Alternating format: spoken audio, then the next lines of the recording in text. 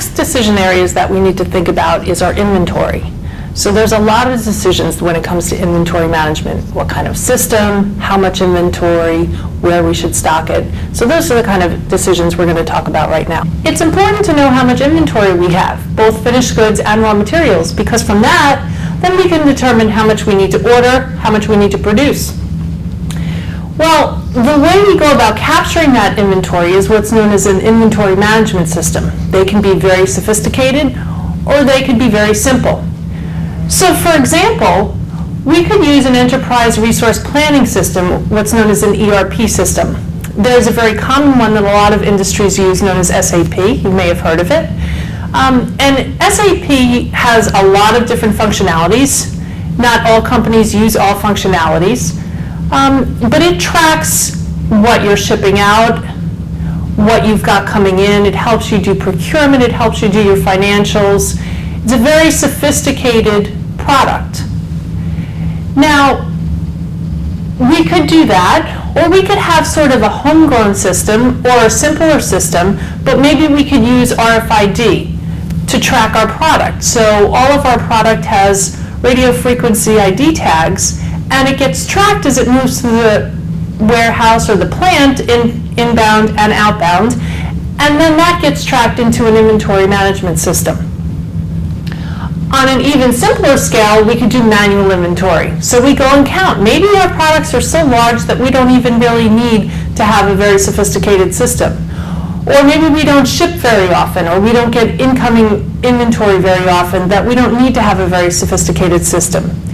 So we can do manual inventory. We can take it daily, monthly, weekly, whatever we want to do, and we can enter it into a system to keep track of it. So there are many options for an inventory management system. You just have to choose the one that's right for you. How crucial is it for you to know how much material you have of your finished goods and your raw materials? So now that we know how we're going to track our inventory, now we need to think about how much inventory should we have. There are a lot of models out there to determine how much inventory we should have, and it depends on so many different things. It depends on your customer base, it depends on the lead time, it depends on perishability of the product. There are so many factors that go into making an inventory management decision that we could talk about it for years.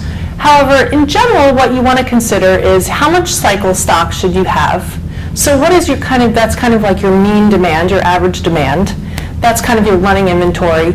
And then you want to think about keeping safety stock. Now, safety stock covers you. It's exactly what it sounds like. It's safety, right? So it's like a little net in case you have excess customers that come in and you're able to help them. You have some safety stock to help them with. And the amount that you're going to keep is going to depend on quite a few factors. So for example, customer expectations. So you go to your local supermarket and they're out of your favorite kind of peanut butter. And the next time you go, they're out of your favorite kind of peanut butter again. Well, pretty soon I'm going to stop going to that. So it would behoove that supermarket to stock some extra peanut butter.